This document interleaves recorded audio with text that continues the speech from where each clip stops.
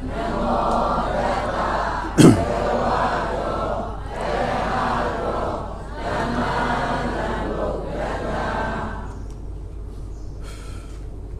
င်းညာနေရပြောခဲ့တယ်ဒီမှာသစ္စာလေးခုသစ္စာလေးပါးတပြိုင်နက်သိမှုနဲ့ပတ်သက်လို့သူ့တို့ကောက်လေးတွေကသိမှုကိုပฏิဝေဒလို့ခေါ်တယ်နော်ဒုက္ခသစ္စာကြတော့ပိုင်းခြားတရားမှမလို့ပရိညာပฏิဝေဒမနေ့ကပရိညာတပฏิဝေဒလို့ပြောမှာလေအဲ့လောက်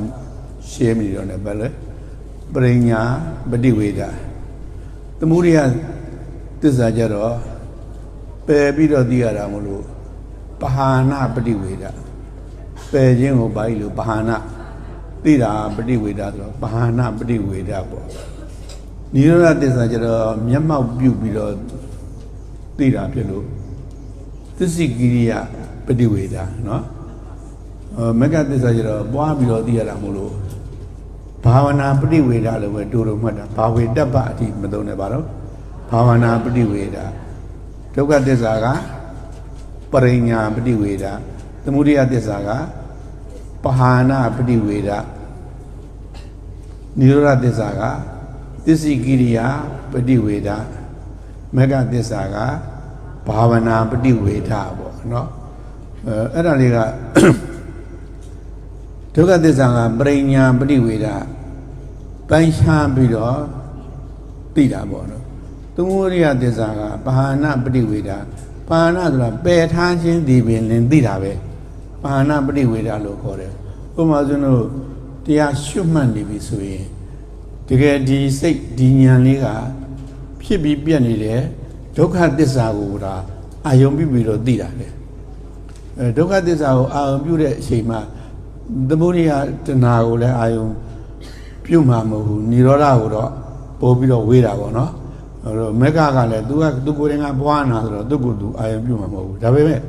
ဒုက္ခသစ္စာကိုသိလိုက်တာနဲ့ဖြစ်ပြီးတော့ပြတ်နေတာပေါ်မှာစိတ်အတိလေးရောက်နေတာနဲ့တပြိုင်နက်အဲ့ဒီပေါ်မှာတွေ့တာတဲ့တဏှာကလည်းအလိုလိုပယ်ပြီးသားဖြစ်နေတယ်အဲ့လိုပယ်ပြီးသားဖြစ်နေတာကိုပဲသိတယ်လို့ခေါ်တာအဲ့ဒါကိုဘာနာပฏิဝေဒပေါ့အဲ့တော့တဏှာကကိုပယ်ထားတဲ့အတွက်ကြောင့်တဏှာကြောင့်ဖြစ်တဲ့ဒုက္ခလည်းအဲ့ဒီအချိန်မှာငြိမ့်နေတယ်ဒုက္ခငြိမ်းရနိဗ္ဗာန်လို့ပြောမှာပဲဒါပေမဲ့နိဗ္ဗာန်အစစ်တော့မဟုတ်ဘူးဒီခဏိကနိဗ္ဗာန်ပေါ့ခိုက်တာပြင်ငြိမ်းနေတယ်အဲ့လိုငြိမ်းနေတဲ့သဘောကိုပဲねဗာလဲသစ္စိကိရိယာပฏิဝေဒအငြိမ့်တက်ကိုမျက်မှောက်ပြုနေတယ်လို့ပြောတာခဏိကဝိပဿနာဆိုတာခဏိကဖြစ်တဲ့အတွက်အဲ့ဒီငြိမ်းမှုကလည်းခဏိကပေါ့နော်ပြီးရင်အဲ့လိုသိနေအောင်မပြတ်လုံနေခြင်းဒီပဲလေမဂ္ဂသစ္စာကိုပွားတာပဲအဲ့ဒီပွားနေခြင်းဒီပဲလေအတိပဲအဲ့ဒါသူ့ကိုကြတော့ဘယ်လိုခေါ်လို့ဆိုရင်ဘာဝနာပฏิဝေဒခေါ်တယ်အဲ့ဒီအတူကောင်းလေးနည်းနည်းမှတ်တာပါတခြားရိတ်တာတွေမှာတပြိုင်နက်သိပုံပြောရင်အဲ့ဒီစကလုံးကိုသုံးပါလိမ့်မယ်ဒုက္ခသစ္စာဒီဒုက္ခသစ္စာကိုအာယုံပြုရင်ဆိုရင်တော့အာယုံပြုနေတဲ့အာယုံပြုပြီးတော့သိနေတာကိုအာရမဏပฏิဝေဒလို့ခေါ်တယ်ဥပမာနောက်ဆုံးမဉ္ဇဏ်နဲ့နိဗ္ဗာန်ကိုအာယုံသိပြီဆိုလို့ရှိရင်မျက်မှောက်ပြုပြီဆိုလို့ရှိရင်နိဗ္ဗာန်ဆိုတဲ့និရောဓသစ္စာကအာရမဏပฏิဝေဒဖြစ်သွားလိမ့်မယ်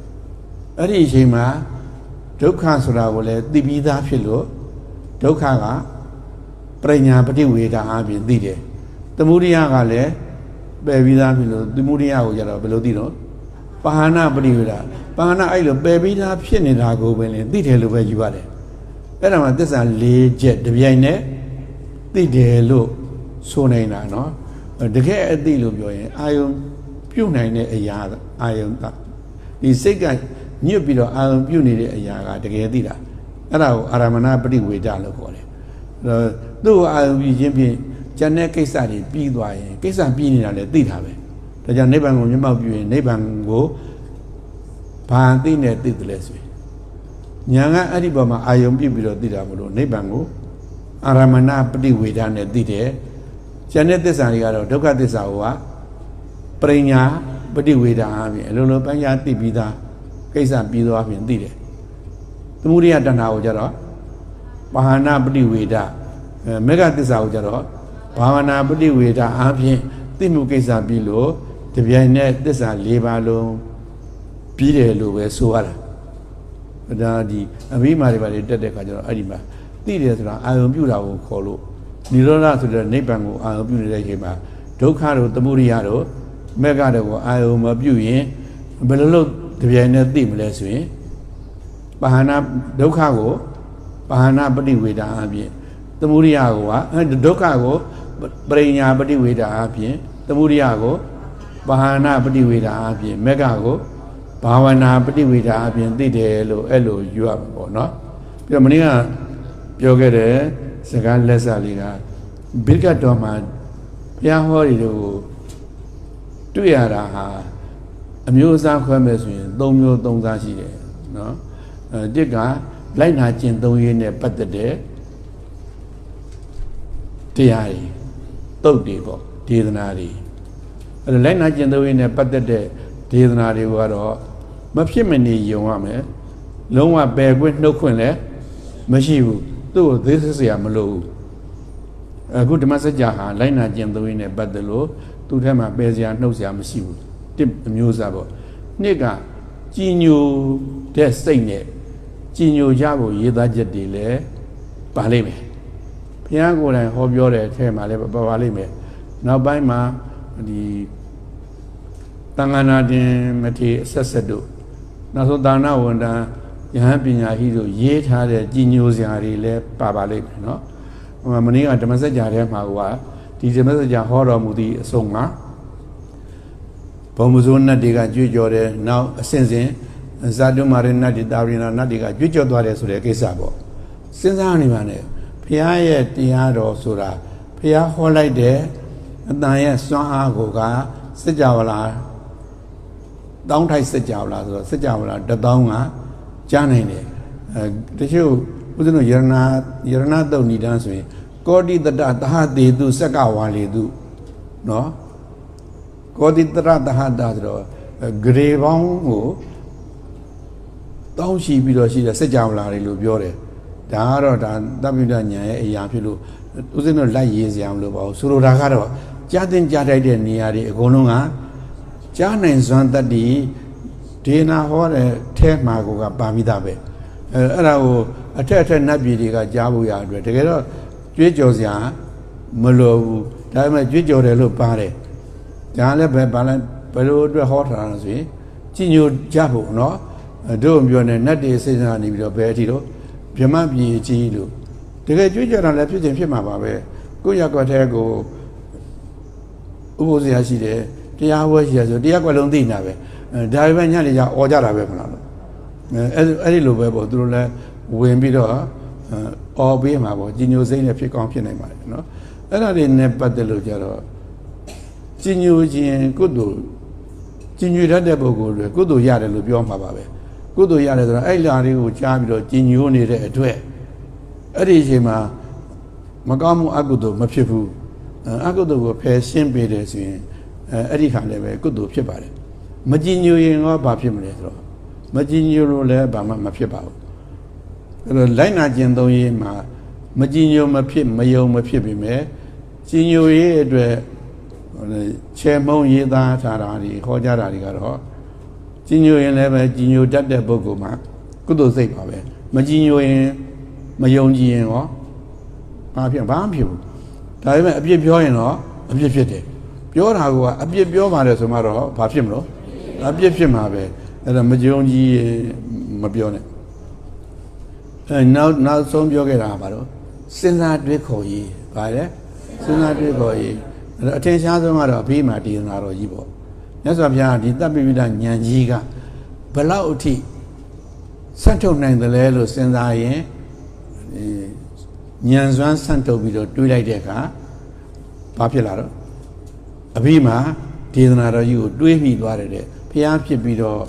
၄ခုမြောက်သရုတ်တတ္တာဟလို့ဆိုပါတယ်နော်အဲ့မှာတွေးပြီးလို့တပ္ပိဏဉာဏ်နဲ့တွေးထားတာကျတော့ဘယ်လိုမှလည်းလိုက်ပြီးတော့မမိပါဘူးအဲ့တော့ဘေးမှာဟိုတော့ကျတော့သင်နိုင်ရင်လည်းသင်ပါလေ့လာနိုင်ရင်လည်းလေ့လာပါဉာဏ်မိခဲ့ရင်နော်ဉာဏ်မမိရင်လည်းပဲမလေ့လာရင်ဘာမှမဖြစ်ပါဘူးဘာဖြစ်လို့လဲ အဲ့ဒါပညာဒေသနာခေါ်တယ်ကရုဏာဒေသနာမဟုတ်ဘူးကရုဏာဒေသနာကတရားဝါတွေသိတိုက်တဲ့လောက်ကိုသုံးသပ်ဆင်ခြင်ပြီးတော့ဟောတာကိုဘာလို့ခေါ်တော့မဟာကရုဏာပြဋ္ဌာန်းတယ်အဲ့ဒီအချိန်မှာပညာကအကုပဲအခုပဋ္ဌာန်းစံကြီးကိုသုံးသပ်ဆင်ခြင်လာကြတော့ပညာပြဋ္ဌာန်းတယ်ကရုဏာကရှင်ဘက်အားဖြင့်ပါယုံတော့ပါပဲထင်ထင်ရှားရှားတခုမှမပါဘူးဘာလို့လဲသူညံသူစထုတ်တာပဲအဲ့ဒါကြတော့ကိုစွမ်းနိုင်ရင်လေ့လာပါသင်ယူပါမစွမ်းနိုင်ရင်လည်းဘာမှမဖြစ်ပါဘူးသို့တော့မယုံကြည်ခြင်းတွေအပြစ်တော့မပြောနဲ့ဟုတ်မှမဟုတ်ပါဘူးဆိုတာဒီဒါကဦးဇင်းတို့သာနာမှာတကယ်ကြုံခဲ့ဥပါတယ်ဒီ1950နှစ်3လောက်စီရလားမသိဘူးဒီဘာတော့အိန္ဒိယဝန်ဥစ္စာဆိုလားဘာဆိုလားအဲ့ဒီပုဂ္ဂိုလ်ကစာအုပ်ထုတ်ပြပါတယ်အပြီးမှခုနှစ်ကျမ်းဟာဘုရားဟောမဟုတ်ပါဘူးသေချာဆုံးကတော့ခုနှစ်ပြန်ကျမ်းမြောက်ကထာဝတ္ထုကျမ်းဟာဘုရားပြိနိဗ္ဗာန်ပြုပြီးနောက်218နှစ်လောက်ရှိတယ်တတိယသံဃာနာတင်ခေတ်မှာပေါ်လာတာဖြစ်တဲ့အတွက်ကျန်တာတွေလည်းကျန်တဲ့ပုဂ္ဂိုလ်တွေရဲ့အဲ့ဒီလိုပဲစဉ်းစားတွေးခေါ်မှုနဲ့ဆိုင်တဲ့ဟာတွေပါပဲလို့တလို့ယူတာရှိတယ်အဲ့ဒီကိစ္စဥစဉ်တို့ဒီရဲ့နိကေသင်္นานတော်ကလည်းအဖိုးကြီးတွေကတချို့သင်္นานသားဆရာတော်တွေကတင်ပြပါတယ်အဘေးမှာဟာပဋ္ဌာဟောဒီဘုရားဟောဒေသနာမဖြစ်နိုင်ဘူးဘာလို့လဲဆိုတော့ကရုဏာပြဋ္ဌာန်းတဲ့ဒေသနာမဟုတ်ဘူးဘုရားဟာမဟာကရုဏာရှင်ဖြစ်တဲ့အတွက်တရားတော်တို့လိုက်နာကျင့်သုံးရင်းနဲ့ပတ်သက်တာကိုပဲဝိနည်းဆိုရင်လည်းယဟန်တော်တို့လိုက်နာကျင့်သုံးရင်းနဲ့ပတ်သက်တာကိုပဲဟောမယ်ဆိုပြီးတော့အဲ့လိုတင်ပြကြတယ်တင်ပြတော့အကုန်လုံးမှပဲပြန်လာပြောကြတာပဲအဲ့တော့ဦးဇင်းကအဲ့ဒီအချိန်မှာတစ်ကတောင်မျိုးညဝါအကျော်ဆိုတဲ့တောင်မျိုးဒူမောင်းတိုင်းမှာနေခဲ့တာကိုယ်တိုင်ကပဋ္ဌာန်းချနေတာအဲ့ဒါဆိုတော့ဦးဇင်းကလည်းသူတို့ဒူမောင်းကဟိုလို့ဒူမောင်းကဝင်ဆွေးနေပါအောင်နဲ့ဦးဇင်းကပြောပါတယ်ဦးဇင်းကဒလို့စဉ်းစားကြည့်ပါလို့အဘေးမှာကိုပဋ္ဌာန်းဟောမဟောဆိုတာကိုမစဉ်းစားဘဲနဲ့ပဋ္ဌာန်းလောက်နဲ့နေတဲ့ဒေသနာတော်ကြီးကိုဟောနိုင်တဲ့ပုဂ္ဂိုလ်ကိုတပ်ပင်ညူလို့ဆိုတိုက်မဆိုတိုက်အဲ့ဒီကစာစဉ်းစားကြည့်ဘယ်သူကဝင်ပြီးတော့ဒီပဋ္ဌာန်းကိုဟောနိုင်မလဲလို့ဒါတပ်ပင်ညူတာညာရဲ့အရာသာဖြစ်ပါတယ်အဲ့တော့လက်ခံရင်လက်ခံပါဦးဇင်းလက်မခံလည်းနေပါဘာမှမဖြစ်ပါဘူးလို့ဒါလိုက်နာကျင့်သုံးရင်မဟုတ်ပါဘူးဉာဏ်စွမ်းပြစေနာဖြစ်တဲ့အတွက်ဉာဏ်စွမ်းပြလို့သူတွေလေ့လာဖို့ပါပဲလို့ပြောတဲ့ခါကျတော့ဒါပဲအေးပါတယ်လေတဲ့ဒီဆရာတော်ဥဒ္ဒတိလာပါပါတယ်အဲ့ဒီဆွေးနွေးပါဒီနည်းအကောင်းဆုံးပါပဲတဲ့ဘယ်သူမှလည်းမထိခိုက်ဘူးလို့ပြောတယ်နော်အလားတူပဲသုတ်တန်တဲ့ပါလေပဲဦးဇင်းတို့ဒီဗြဟ္မစန္ဒသုတ်တာ62ပါးသောမိစ္ဆာဒိဋ္ဌိအယူပေါင်း62မျိုးလောက်ကိုဟောတာအတော့ခက်ခဲတယ်အဲ့ဒီအိန္ဒိယမှာရှိတဲ့ဒသနာအကုန်လုံးပဲအဲ့ဒါကိုအကျဉ်းချုပ်ပြီးတော့ဟောတာဆိုတော့ဒါလည်းစဉ်းစားတွေးခေါ်ရင်းနဲ့ပတ်သက်တယ်လိုက်နာကျင့်သုံးရင်းနဲ့မဟုတ်ဘူးဘာလို့ဆိုတော့ဒါတွေက data တွေပဲအချက်လက်တွေပဲအဲ့ဒါမျိုးတွေကြာရင်လည်းပဲကိုညာမီရင်လိုက်ပါကိုညာမမီလို့မလိုက်လို့လည်းဘာမှမဖြစ်ဘူးဘာလို့လက်နာကျင့်သုံးရင်းနဲ့မပတ်သက်ဘူးအဲ့လိုဆိုတော့ဒီပြဿနာကဘယ်လိုဖြစ်လဲဆိုတော့ဥစ္စာကြီးမောပြီးမှာပဲဥစ္စာကိန်းသာကြောင်းမှာပါပဲဥစ္စာကတော့ပဋ္ဌာန်းဆံပါချတွေကယဉ်ကျေးလိမ္မာဘွဲတွေဖြစ်တော့ဥစ္စာအဲ့ဒီကြောင်းကိုဟောပါတယ်ပဋ္ဌာန်းဆိုပဋ္ဌာန်းနဲ့ပွင့်တဲ့ဖျားမရှိပါဘူးလို့သိကြတယ်ဖျားဖြစ်ပြီးမှပဋ္ဌာန်းကိုသုံးသပ်နိုင်တာဖျားမဖြစ်ခင်ပဋ္ဌာန်းကိုသုံးသပ်ပြီးဖျားဖြစ်တာမဟုတ်ဘူးဘာကိုသုံးသပ်ပြီးဖျားဖြစ်တယ်ဖျားတိတိကျကျပြောပါဆိုရင်မစ္စည်းမပฏิပဒါဆိုတဲ့မေခင်ရှိဘာပေါ်မှာသုံးသပ်ပြီးတော့ဖြစ်တဲ့နာကိုဖြစ်အောင်တိုးပွားတဲ့နာကိုတိုးပွားအောင်နဲ့နောက်ဆုံးသိတဲ့နာကိုသိအောင်ကျင့်ပြီးတော့ဖျားဖြစ်တာပဲဖျားဖြစ်ပြီးမှဒီပဋ္ဌာန်းကိုသုံးသပ်နေတာပြီးတော့ဒီပဋ္ဌာန်းကဖျားဖြစ်ပြီးစရုဋ္ဌမြောက်တတ္တဟမှာသုံးသပ်ဆင်ခြင်တယ်လို့ပြောပြမယ်တကယ်ဟောတော့ဘယ်နှဝါမှာတော့အဘိမာကိုဘယ်နှဝါမှာဟောတာတော့ခုနဝါမြောက်မှာဘယ်မှာတော့ခုနဝါမြောက်မှာခုနဝါ6ဝါပြုတ်ပြီးတော့ခုနဝါနာရောက်တဲ့ခါကျတော့အဓိကအရေးကြီးတဲ့သူချွတ်တဲ့ဝိနည်းရလည်းပြီးပြီကျန်တဲ့ခမည်းတော်သုတ်တော်နာအပါဝင်ဆွေတော်မျိုးတော်တို့ရဲ့အကျိုးဆိုတဲ့ ညာတ္ထစရိယလည်းပြီးပြီကျန်နေတာကဘာလဲဆိုတော့မေတော်ဖြစ်တယ်မေတော်မာယာကအခုတော့သူသာနတ်ပြည်မှာနတ်သားဖြစ်နေတယ်သူကျေးဇူးတွေကမကုန်သေးဘူးပြန်စဉ်းစားတယ်ဒါတကယ်သူတော်ကောင်းကြီးတို့စဉ်းစားနေတော့ဘုရားတော်ကဒီလောကုတ္တရာအမြတ်ဆုံးနိဗ္ဗာန်ကိုမျက်မှောက်ပြုနိုင်တဲ့အကျိုးမဟုတ်နဲ့ကိုယ့်အကိုစိတ်ပေါဥစ္စာလေးနဲ့ပြည့်စုံနေပြီဆိုရင်ကိုမိဘကိုမိထားတဲ့လူတွေအများကြီးပဲရှိတယ်အခုတပ်ပညုဘုရားရှင်ကြီးဖြစ်ပြီးသူကျိုးအတွက်ဘာဆိုဘာမှကိုမလိုတော့ဘူးပြည့်စုံနေပြီမဲ့မေတော်ကိုသတိရတယ်သူကျေးဇူးတွေကငါ့မှာရှိနေတာပဲအဲ့တော့မေတော်ကိုကျေးဇူးဆက်ဖို့အဖြစ်နဲ့မေတော်ရှိတဲ့တုတ္တိတာဟိတာမသွားဘူးဗျသူကလည်းတလေးတစားလာရတယ်ဖြစ်အောင်လားမသိဘူးဒီဘိုင်းလည်းဖြစ်တဲ့ဒါပရိသနတ်ပြည်မှာဆုံးတယ်နော်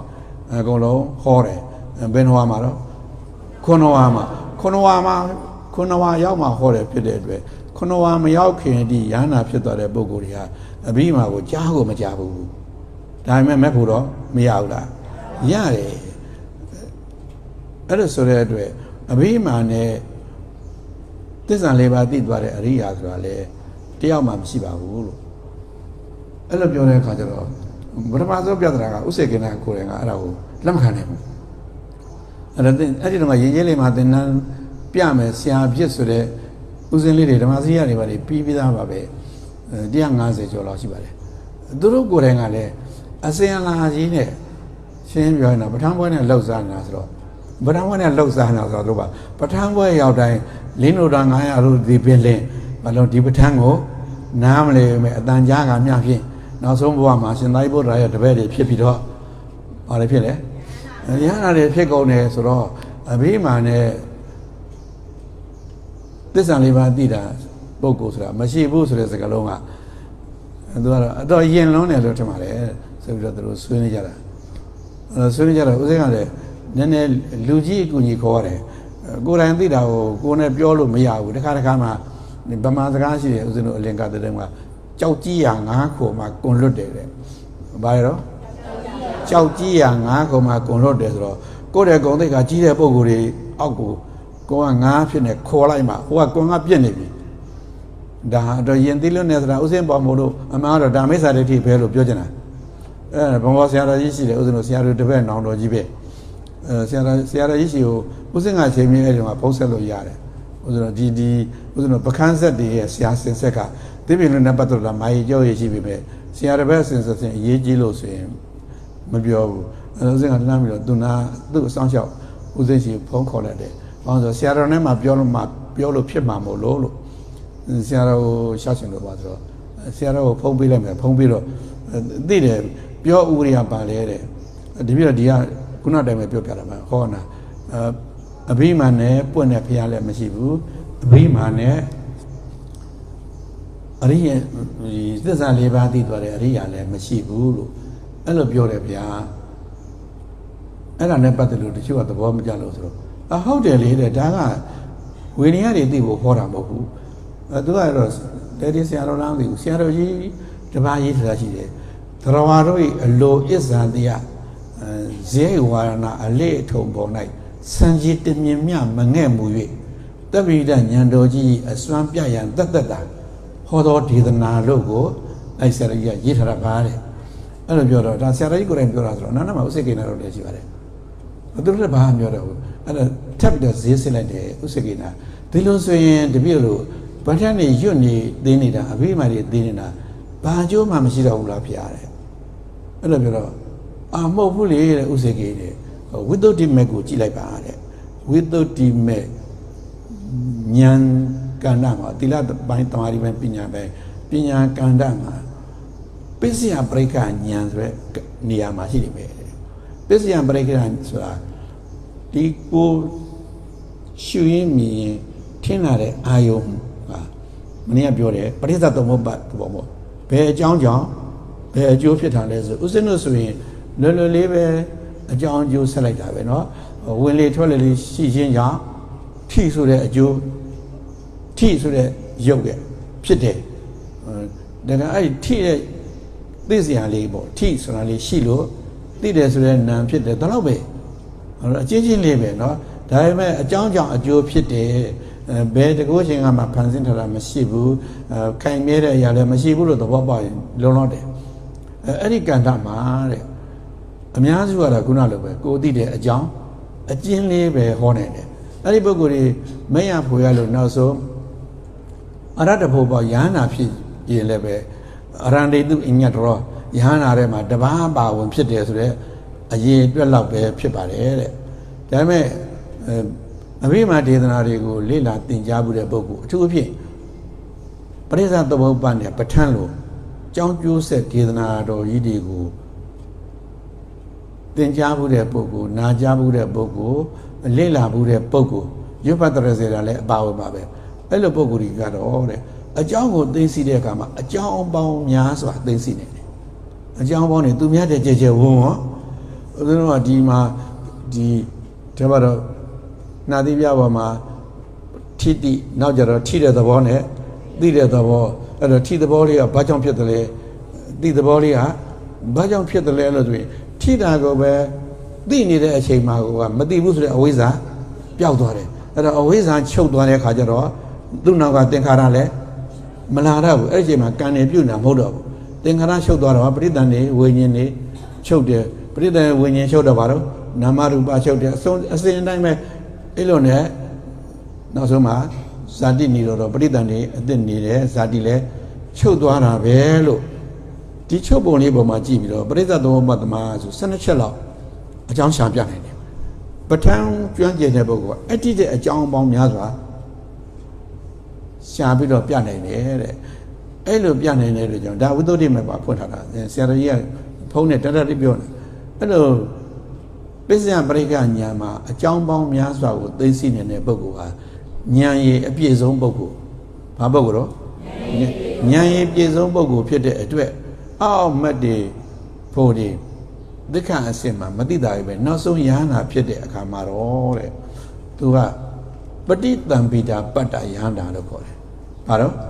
ပဋိသင်္ပိတာပတ္တဆိုတာအလိုလိုသိတဲ့အစွမ်းလေးချက်နဲ့ပြည့်စုံတာ။အဲ့ဒါဘာလို့ဆိုရင်အဋ္ဌပဋိသင်္ပိတာအဋ္ဌပဋိသင်္ပိတာဆိုတာအနိဋ္ဌဘယ်ကိုသိတယ်။နော်ဘုရားဟောပါဠိတွေကိုကြည့်လိုက်လေသူကအဓိပ္ပာယ်ကိုတန်းသိတယ်။ဘုရားဟောပါဠိတွေမဟုတ်ဘူး။တခြားပုဂ္ဂိုလ်တွေပါဇက်ကပြောလိုက်ရင်လေသူဘာပြောချင်တာဆိုတာသိတယ်။နောက်ဆုံးဦးဇင်းတို့ဆရာသမားတွေပြောတာတော့တရိစ္ဆာန်တွေအော်ရင်တောင်မှဒီအော်တဲ့အတန်ဟာဘာကြောင့်ဘာရွေတယ်ဆိုတာသိတယ်ပေါ့နော်တချို့ကဘုရားတော်ရဟန္တာတို့ကတရိစ္ဆာန်စကားတတ်တယ်လို့ပြောနေတာတရိစ္ဆာန်မှာစကားမှမရှိဘဲနဲ့မတတ်ပါဘူးဘုရားတော်ရဟန္တာတို့လည်းတရိစ္ဆာန်စကားတတ်တာမဟုတ်ဘူးဘာလဲပဋိသင်္ပိတာပတ္တရောက်သွားပြီဆိုရင်တရိစ္ဆာန်တွေအော်လိုက်တဲ့အတန်ကိုကဘာလို့ဆိုတာသိတယ်ဒါသူတို့လည်းသူတို့အတိုင်းအတာဒီပြည့်ပြည့်စုံသိတာပေါ့ကျတို့ကမသိဘူးလားဆိုတော့ကိုယ့်ရင်ကခွေးအော်ရင်ကိုလူစိမ်းလာလို့ဟောင်းတဲ့အတန်လားအစားစားလို့ဟောင်းတဲ့အတန်လားခွေးချင်းမန်းနေတဲ့အတန်လားတော့သိတာပဲအဲ့ဒါခွေးစကားတတ်လို့သိတာမဟုတ်ဘူးမဟုတ်တော့သူ့အဓိပ္ပာယ်ကိုနားလည်လို့သိတာဒီလိုပါပဲဖျဲရဟနာတို့ကတရိစ္ဆာန်စကားတတ်လို့မဟုတ်ပါဘူးတရိစ္ဆာန်တွေအော်တဲ့အတန်ကိုလည်းသိတယ်အဲ့ဒါအဋ္ဌပဋိသင်္ပိတာပေါ့နော်တခြားဘယ်လိုလူမျိုးကြားတွေမဆိုလည်းပဲပြောရင်သူတို့သိနိုင်ပါလိမ့်မယ်အဲ့ဒီအတွက်လည်းပဋိသင်္ပိတာရှိပါတယ်တော့အဋ္ဌပဋိသင်္ပိတာဓမ္မပဋိသင်္ပိတာဒါသိအောင်ပေါ့ကောင်းလားအဲ့ဒီယန္နာဘုရားယန္နာဖြစ်လိုက်တာနဲ့ဘုရားဟောတဲ့ဘေးကတရားတော်တွေအကုန်လုံးကိုကြက်မှတ်စရာမလိုပဲနဲ့အဲ့လိုရသွားတာဓမ္မပဋိသင်္ပိတာလို့ခေါ်တယ်နော်ဒါဥစ္စာတို့ကိုယ်တိုင်မကြုံဘူးရင်ယုံမှမဟုတ်ဘူးဗျာ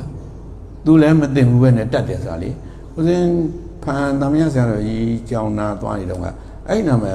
ဘိုးဥစဉ်လေးတစ်ပါးရှိသူတရားပဲအထုတ်တာသူကိုယ်တည်းကဟိန္ဒူတွေပါတွေကိုရဲ့လမ်းစဉ်တွေအထိုက်လျောက်ယုံပါတယ်တရားထုတ်ပြီးတလားခွဲလောက်ရှိတဲ့ခါကျတော့ဒီဟိန္ဒူအိန္ဒိယမျိုးသားတွေလာတာသူတို့ပြောတာကိုသူနားလေတယ်နောက်ဘယ်တော့တုံးဆိုတော့သူတို့ကတပတ်လောက်နေရတော့လင်္ကာရအောင်နေတဲ့ခါကျတော့သူတို့ကိုပြန်ပြောနိုင်တယ်ဒါပေမဲ့ကလားစကားတစ်ခုမှမသိဘူးမသိဘူးဒါတကယ်တော့ဒီပဋိသင်္ပိတာပတ္တယဟနာဖြစ်တာမဟုတ်ဘူးတမာတိစွမ်းအားကောင်းနေရင်လည်းကိုတချို့သိတယ်ပေါ့နော်တကယ်ယဟနာပုဂ္ဂိုလ်ဖြစ်သွားပြီဆိုလို့ရှိရင်တော့ဓမ္မပဋိသင်္ပိတာပြောတဲ့စကားတွေလည်းသိတယ်ပြီးရင်နိရုဒ္ဓိပဋိသင်္ပိတာဆိုတာဘာသာစကားတိုင်းကိုသိတယ်သင်စရာမလိုဘူးအလုံးကြောင်းမှာမြတ်စွာဘုရားဟာဘ ဘယ်လိုလူမျိုးတွေဘယ်လိုဒေသတွေပြောအဲ့ဒီကိုရောက်သွားပြီဆိုလို့ရှိရင်သူတို့ပြောတဲ့စကားကိုလည်းသိတယ်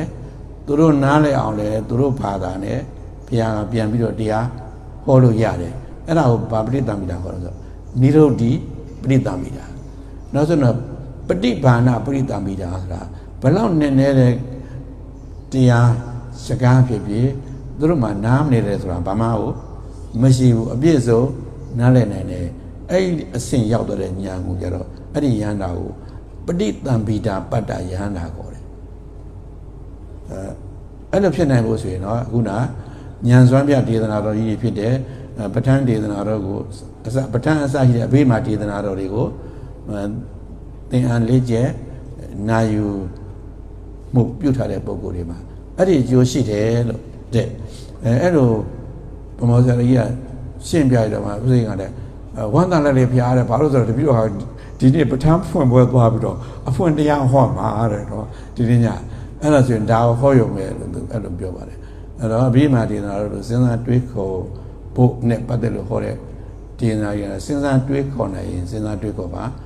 သူ့ကိုစဉ်းစားတွေးခေါ်တတ်မှသူ့ကိုတတ်မှမဖို့ရမှာတော့မဟုတ်ဘူးဒီတိုင်းပဲဘုရားပြောတဲ့လက်နာကျင့်သုံးစရာကိုကျင့်သုံးခြင်းဖြင့်မဖို့ရပါတယ်ဒါပေမဲ့သူ့ကိုတင်တဲ့ပုဂ္ဂိုလ်ကတော့အလကားဖြစ်တော့မလားဆိုတော့မဟုတ်ဘူးဉာဏ်ရင်ချင်းအထောက်အကူဖြစ်တယ်အခုနလင်းတို့သား900တို့လည်းဒီအဘိဓမ္မာကြောင့်မဖို့ရတာတော့မဟုတ်ဘူးအဘိဓမ္မာဒေသနာလေးကိုနားလဲရတဲ့အတွက်ဉာဏ်ပညာကြီးရင်တဲ့ပုဂ္ဂိုလ်တွေဖြစ်တယ်ဒီဘုရားလက်ထက်မှာအဲ့တော့ဘုရားလက်ထက်ကဒီတာဝကတွေဆန်းရဆရာတော်ကြီးတွေလို့ခေါ်မှာမထေရကြီးတွေရှိကတ်တဲ့အခါမှာဉာဏ်ပညာထက်တဲ့အုပ်စုကဉာဏ်ပညာဣတရက်ရတဲ့ရှင်သာရိပုတ္တရာရှိမှရှင်းကြတယ်ရှင်သာရိပုတ္တရာတပည့်တွေဖြစ်ကြတယ်ပေါ့နော်အကျင့်စရဏဒုတိနေကိုဝါနာပါတဲ့ယဟန်တွေကရှင်မကတ္တပရဲ့တပည့်အဖြစ်ခိုင်းပြီရှင်မကတ္တပကအကျင့်ဆရာကြီးနော်ကျန်တဲ့ပုဂ္ဂိုလ်တွေကတော့လေဒီလိုပဲဟောရေးပြောရေးဝါနာပါရင်ရှင်ပုံနာတော့ဘာလို့ဆရာကျွမ်းကျင်တဲ့ပုဂ္ဂိုလ်တွေရှိပါတယ်အဲ့လိုသွားကြတာပေါ့လူမှုဆက်ဆံရေးဝါနာပါရင်လည်းပဲရှင်အနန္ဒာရှိသွားမှာပေါ့ရှင်အနန္ဒာကတော့ဖျားခေတ်ကတကယ်ကိုဆက်ချက်ဝါဖျားပဲတကယ်ဆက်ဆံရေးပြည့်ပြည့်တဲ့ပုဂ္ဂိုလ်ဘယ်သူနဲ့မှထော်လောကန်းလားမလှုပ်လဲမလှုပ်ဘူးလှုပ်လဲမလှုပ်ချင်ဘူးဒါကြောင့်ဖျားကိုအလုပ်ပြည့်ဖြစ်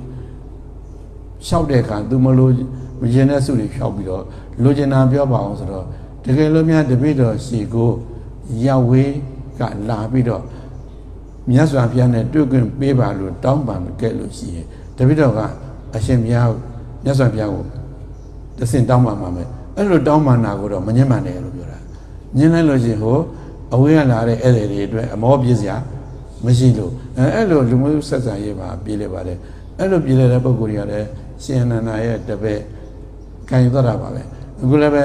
ဉာဏ်ပညာကြီးမှလို့သူတို့ကရှင်သာရိပုတ္တရာရဲ့တပည့်ဖြစ်တယ်ရှင်သာရိပုတ္တရာရဲ့တပည့်ဖြစ်သောကြောင့်ဒီပဋ္ဌာန်းပါအဘိဓမ္မာဒေသနာတော်ကြီးကိုမြတ်စွာဘုရားကဒါဝိနာနတ်ပြည်မှာဟောတယ်ဆွမ်းခါချိန်မှာဆင်းလာပြီးတော့ရှင်သာရိပုတ္တရာကိုအချင်းချုပ်ပြန်ဟောတယ်အခုလက်ရှိဗိဓိကထဲမှာဥစဉ်တို့ရွတ်နေတဲ့ပဋ္ဌာန်းကအဲ့ဒီအချင်းချုပ်နာခံရတဲ့ရှင်သာရိပုတ္တရာကသူတော့ညာမတက်ဘူးဖြစ်တယ်သူတပည့်အခုနလင်းလို့သာဖြစ်ခဲ့ဘူးတဲ့ရန်900တဲ့ကိုကျတော့မကျင်းမကျပြန်ဟောတယ်အဲ့လိုပြီးမှဒီနာကိုအသက်ထပ်ပြီးတော့ဟိုတုန်းကအတန်လောက်သာကြားရတယ်လင်းလို့သာဘွားနေပြီးတော့အခုအတန်ကောအဓိပ္ပာယ်ကောထိုက်ရောသိတယ်အဘေးမှာကိုနာရတဲ့ကသူတို့ညံပူပြီးတော့ပွင့်နေတယ်တိတ်ကပုဂ္ဂိုလ်ခေါ်တာပေါ့နော်ထက်မြတ်တဲ့ပုဂ္ဂိုလ်ဖြစ်သွားတာပဲဒါပေမဲ့အဲ့ဒီဘိဓမ္မာကိုနာပြီးတော့မက်ဖို့ရလားဆိုရင်တော့မရဘူးအဲ့ဒါလည်းဥစ္စာတော့သိပြီးတော့မရှင်းဘူးနဲ့ဥစ္စာနဲ့ဘုရားပါတယ်မြတ်စွာဘုရားရဲ့စကားတွေကတခွန်းဆိုတခွန်းပဲတတိပဋ္ဌာနာသုံးပါဧကာယနောအယံဘိက္ခွေမေကောတတ္တနာဝိတ္တုတ္တိယတတ္တနာ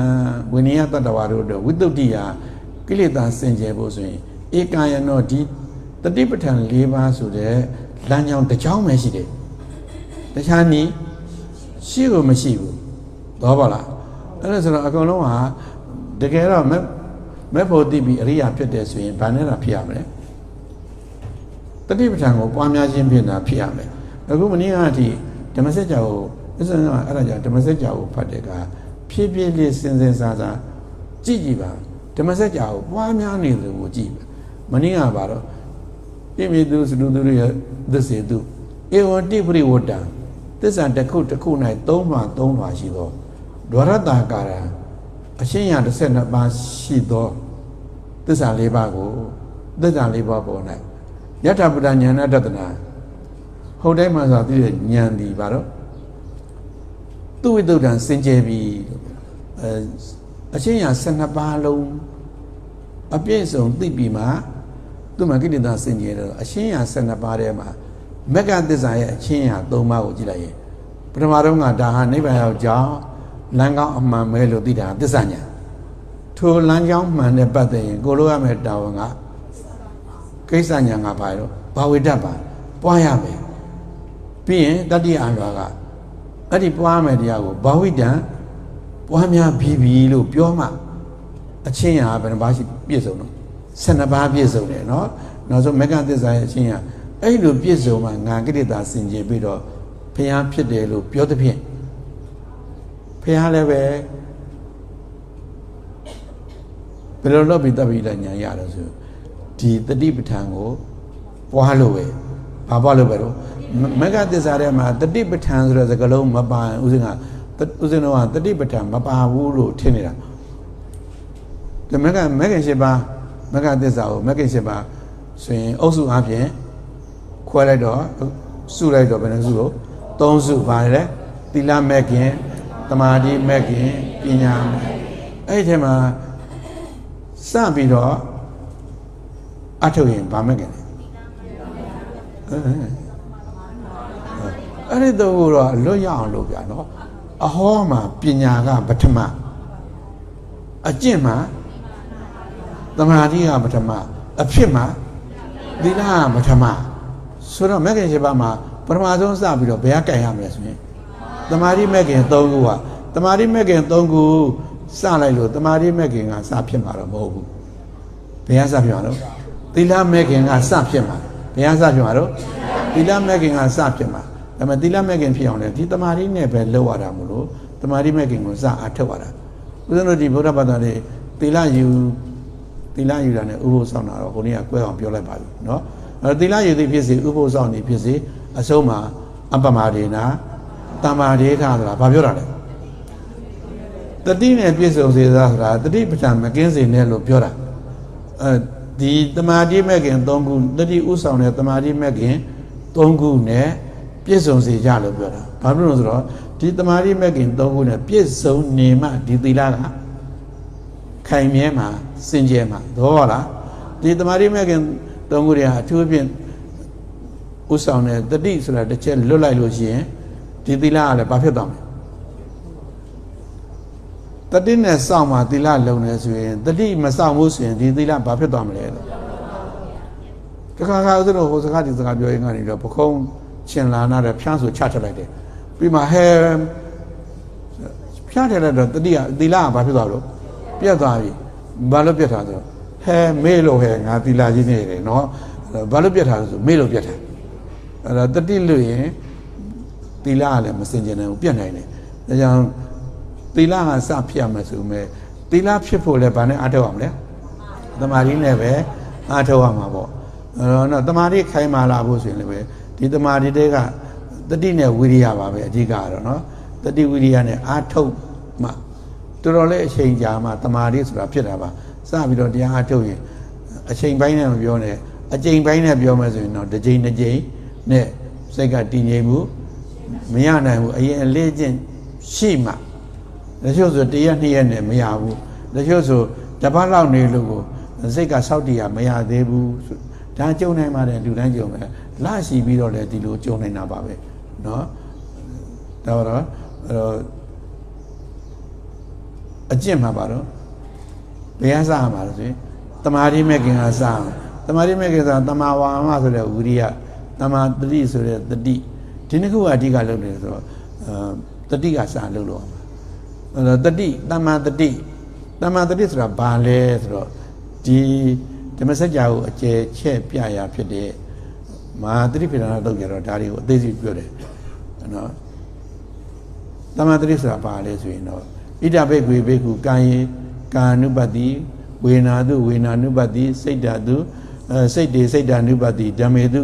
ဓမ္မာနုပတ္တိဝိတိအယံဟောတိဘေကွေတမ္မာတတိတမ္မာအဲ့ဒီမှာတမ္မာတတိဆိုတာတတိပဋ္ဌာန်၄ပါးပွားများတာပဲလို့ပြောတာဘာလို့ပြောတာတော့၄ပါးပွားများတာသူကိုယ်တိုင်လည်းဒီတတိပဋ္ဌာန်၄ပါးပွားများလို့သိတယ်ကျန်တဲ့ပုဂ္ဂိုလ်တွေကိုလည်းပဲကိရိတာစင်ကြယ်ခြင်းဘာလို့อ่ะနော်ဒီတတိပဋ္ဌာန်၄ပါးပဲပွားများပဲဒီတတိပဋ္ဌာန်၄ပါးသာလျှင်တတ္တနာဝိတ္တုတ္တိယတရားရရဲ့တန်တာမှာကိရိတာတွေစင်ကြယ်သွားဖို့သောကပရိဒေဝနံတမတိတ်ကမာယဝမ်းနေရခြင်းဝမ်းနဲ့ပူဆွေးရခြင်းနဲ့ငိုကြွေးရခြင်းတို့ကိုလူမြောက်နိုင်ဖို့ဒီမှာခက်မြန်မြန်လေးတရားရတော့တဲ့ပုဂ္ဂိုလ်တွေဘုရားရှင်တက်တာရှိပါတယ်ဥပမာတန်တတိအမတ်ကြီးဆိုရင်တော့အားလုံးကြားဘူးတယ်မလားရှင်မဲတမောင်ဇာတ်ထုတ်တော့ရှိပါတယ်နော်စစ်ပွားအောင်နိုင်တဲ့အတွက်သူ့ရှင်မင်းက9ရက်ရှင်မင်းလောက်ခွင့်ပေးတယ်သူကလည်းပဲပြည်သူဘီရင်ဆိုတော့တော်တော်ကြိုးစားပါတယ်9ရက်လောက်ခွင့်ရရင်9ရက်အပြည့်ငါတော့စိန်ခံပြီးတော့ပျော်လိုက်မဟာဆိုပြီးတော့ကာပွဲတွေမျိုးမျိုးနဲ့သူသဘောကျတဲ့ကချေတဲ့မလေးနဲ့ဒီတိုင်းပဲတောက်စားပြောပါတာ9ရက်မြောက်နေကြတော့ဒီကလေးမလေးကရုတ်တရက်တည်သွားတာဘာဖြစ်လို့တည်တာဆိုတော့ဦးဇင်းကတော့မစားမတော့တယ်လို့ပဲဘယင်ကအလိုက်ကန်းဆုံးပြီးဆိုးရလဲဆိုးခိုင်းတဲ့တွဲကလည်းလုံတာဒီကောင်မလေးလေဖြတ်တည်သွားတာဖြစ်မှာပါပဲ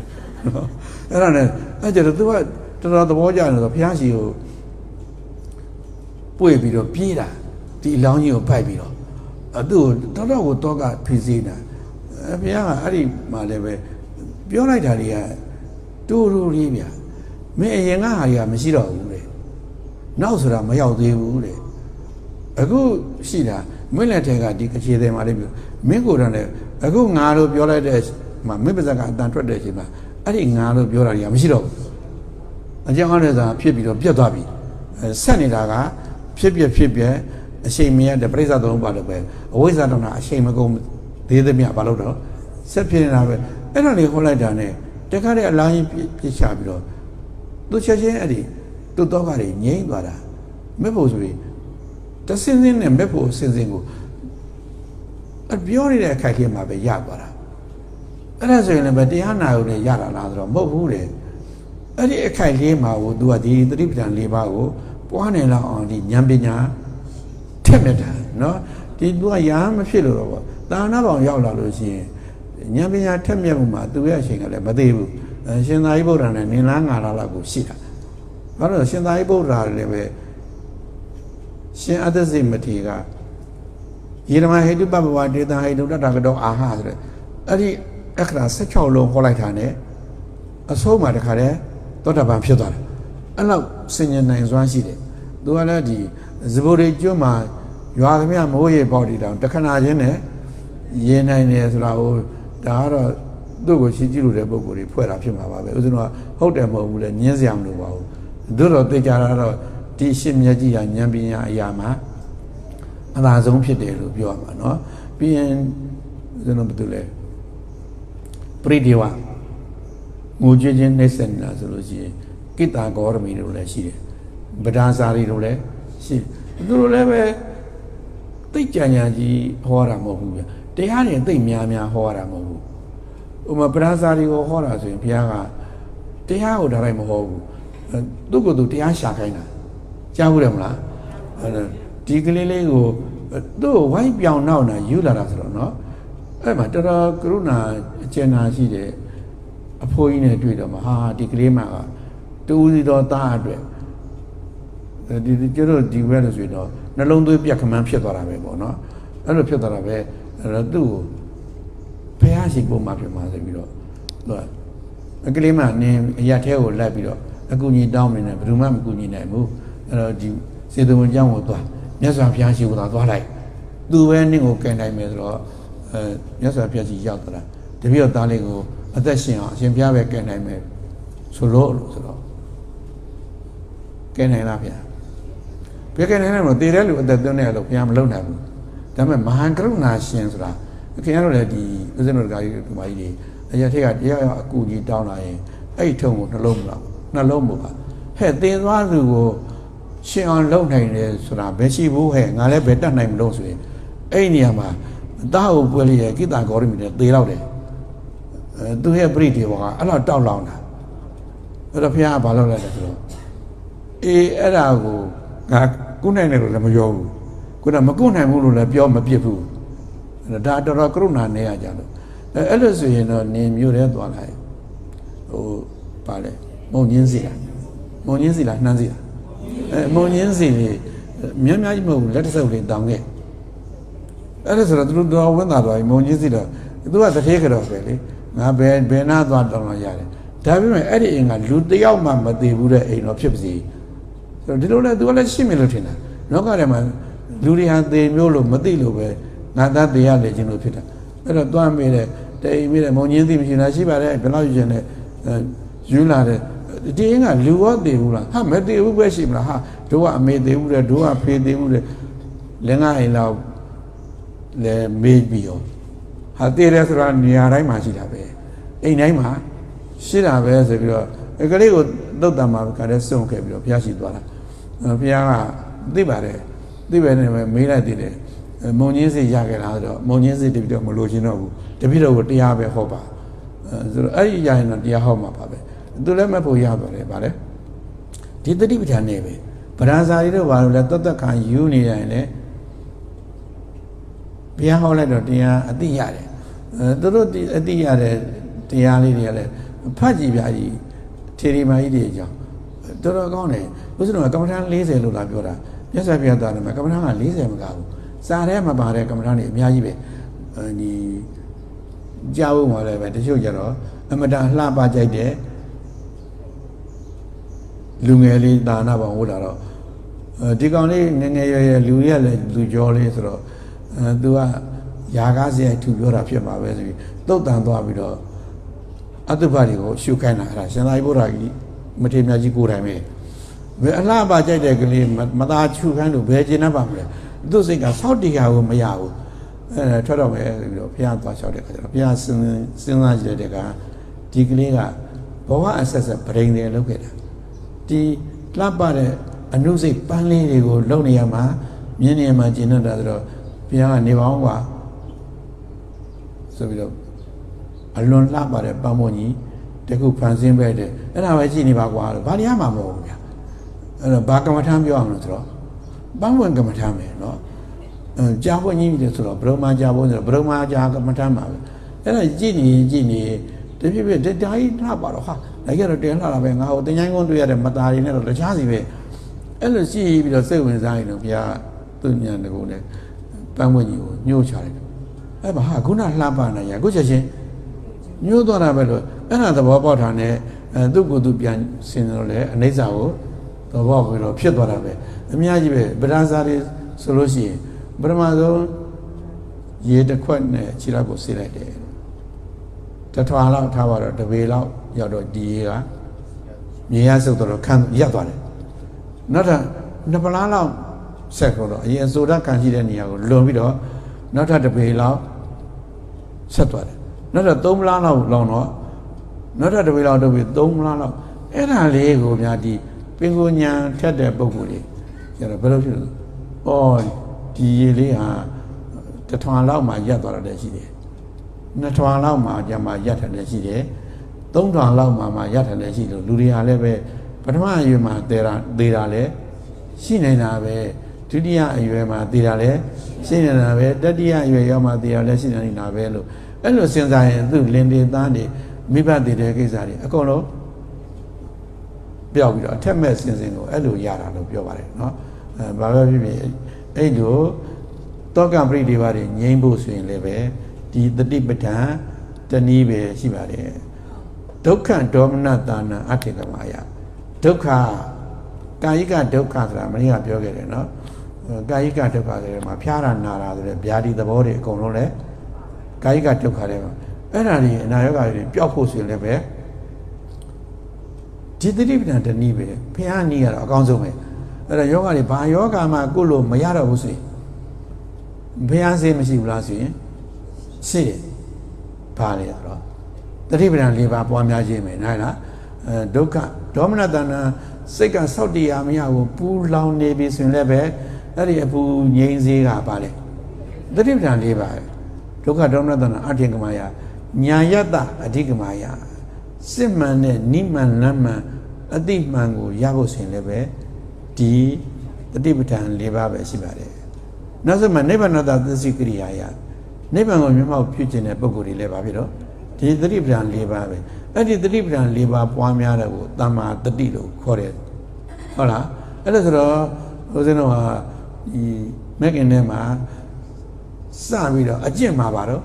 တမာတိဆိုတဲ့တမာတိမက်ကင်ကစကျင့်ရမှာရွေချက်ကတော့ခုနပြောတဲ့ဒုက္ခတွေမှာဒုက္ခတွေကလောကမှာတင်ကြတဲ့သောကပရိဒေဝဒုက္ခဒေါမနတဥပါယတတွေဘာဖြစ်သွားလို့ငြိမ်းဖို့ပဲအဲ့လိုစကြည့်ရမှာဆိုသတိပဋ္ဌာန်ကိုတမာတတိကစကြည့်ရလိမ့်မယ်တမာတတိဆိုတာဘာလဲဆိုရင်တတိပဋ္ဌာန်၄ပါးပဲသူနဲ့တွဲဖက်တမာဝါယမတမာဝါယမကိုခုနေ့ကနည်းနည်းပြောပါတယ်တမာဝါယမဆိုတာဝိရိယစသိပါပဲเนาะသူကိုဘောဓိပက္ခိယမှာတော့သူကိုတမ္မပဒါနလို့လည်းသုံးတယ်တမာဝါယမတမ္မပဒါနဒီမှာဓမ္မစကြာကျတော့တမာဝါယမမက်ကင်လို့သုံးတယ်မဟာသတိပဋ္ဌာန်ကျတော့သူ့ကိုအာတာပီလို့သုံးတယ်အကုန်လုံးကပြင်းစွာအာထုတ်ခြင်းပါပဲဟာလေပြင်းစွာအာထုတ်ခြင်းဆိုတာကိုညှင်းဆဲလောက်အောင်ပြင်းတာကိုပြောတာမဟုတ်ပါဘူးမလျှော်တော့ဆွဲနဲ့အာထုတ်ခြင်းပါပဲเนาะအဲ့ဒီနှစ်ခုဟာအဓိကပဲလို့ပြောတယ်အဲ့တော့ပြင်းစွာအာထုတ်ခြင်းဆိုတာဘာလဲကရမောဇဘိက္ခေတမဝါယမောဆိုတော့ဣဒဘိက္ခေဘိက္ခုဟုတ်တော့ဥပ္ပန္နနာပါကွာနာပါရယဟိုနေ့ကပြောခဲ့ပြီအလုံးရမှာပါဒါတွေကတော့ဖြစ်ပြီးတဲ့အကုသိုလ်တွေကိုပယ်နိုင်ဖို့ရယ်မဖြစ်သေးတဲ့အကုသိုလ်တွေမဖြစ်ဖို့ရယ်မဖြစ်သေးတဲ့ကုသိုလ်တွေဖြစ်ဖို့ရယ်ဖြစ်ပြီးသောကုသိုလ်တွေတို့တည်တံ့တိုးပွားပွားများဖို့တည်တံ့လာတာမရှိပါဘူးတိုးတက်ပွားများဖို့ပါပဲเนาะအဲ့လိုဒီတိုးတက်ပွားများလာလို့လည်းပဲတိုးတက်ပွားများအောင်လုပ်တာပြောလို့လည်းပဲဘာဝနာလို့သုံးတာပါတော့အဲ့ဒီ၄မျိုးပဲဆိုတော့အဲ့ဒီ၄မျိုးကိုဘုန်းကြီးကပထမနေ့ကပြောခဲ့တယ်လေတမ္မာဝါယမလို့ခေါ်တဲ့အာထုတ်ဆရာက၄မျိုးရှိတယ်၄မျိုးရှိမယ်အာထုတ်ဖို့က၄မျိုးအာထုတ်ရမှာမဟုတ်ဘူးတစ်မျိုးပဲဘာမျိုးလဲဘာလို့တတိပဋ္ဌာန်ဆိုတာကဒီတတ်မှတ်ထားတဲ့အာယုံမှာတတိနဲ့စိတ်နဲ့ကပ်ပြီးတော့ရှုမှတ်နေုံပဲအဲ့လိုရှုမှတ်နေုံနဲ့အဲ့လိုရှုမှတ်နေတဲ့အခိုက်အတန့်ကြီးရဲ့ဒီပေါ်မှာတည်မြဲလာပြီဆိုရင်ပထမဆုံးသိသိတဲ့တာကိုသိနေပြီသိနေတဲ့ဟောပါတော့သိနေအဲ့လိုသိနေခြင်းဒီပင်လင်ဖြစ်ပြီးသောအကုသိုလ်တရားတို့ကိုပယ်ခြင်းကိစ္စလည်းပြီးတယ်မဖြစ်သေးတဲ့အကုသိုလ်တွေကိုမဖြစ်အောင်တားဆီးခြင်းလည်းပြီးတယ်ဟိုနေ့ကဖော်ကတ်စက်ကဆိုတဲ့မှာကာထားပြီလို့နော်ပြီးရင်အဲ့ဒီဟာဒီပင်လင်အသစ်မဖြစ်သေးတဲ့ကုသိုလ်တွေဖြစ်အောင်အထုတ်နေခြင်းလည်းပြီးတယ်အဖန်မှန်အထုတ်ခြင်းဖြင့်အသိဉာဏ်တွေတိုးလာတဲ့အတွက်ကြောင့်ဖြစ်ပြီးသောကုသိုလ်တရားတွေကိုတိုးပွားအောင်အထုတ်ခြင်းလည်းမြည်တယ်အဲ့ဒါအရေးအကြီးဆုံးအချက်ပါပဲအဲ့တော့ဓမ္မစကြာတုတ်ကြီးတစ်ခုလုံးမှာအရေးကြီးဆုံးကဘာလဲလို့မေးရင်မေဃသစ္စာဖြစ်တယ်ဘာတော့သစ္စာ၄ပါးမှာဒုက္ခသစ္စာကဘာလဲပရိညာပရိဝေဒသိရမှာသမုဒယသစ္စာကပါဟနာပရိဝေဒနဲ့ပယ်ရမှာနိရောဓသစ္စာကသစ္စိကိရိယာပฏิဝေဒအပြင်မျက်မှောက်ပြုရမှာဆိုတော့ဒုက္ခသစ္စာကိုပယ်တဲ့အလုပ်လည်းချက်ချင်းလုပ်လို့မရဘူးဒုက္ခသစ္စာကိုသိတဲ့အလုပ်လည်းဒီတိုင်းနေလို့ချက်ချင်းလုပ်လို့မရဘူးသမုဒယသစ္စာပယ်ဖို့လည်းသူ့ကိုစလုပ်လို့မရဘူးနိရောဓသစ္စာကိုမျက်မှောက်ပြုဖို့သူ့ကိုစလုပ်လို့မရတော့ပိုးသိကြတာပေါ့ကျွန်တော်ကလောကီသားတွေပဲเนาะခုနဒုက္ခနဲ့သမုဒယဆိုတာမှာလောကတွေကသစ္စာဆိုတော့ကိုယ်နဲ့နိစ္စတည်တယ်နိရောဓကကိုယ်နဲ့ကိုတော်ကြီးဝေးတာပဲအဲ့ဒါစလုပ်လို့မရဘူးအဲ့ဒီ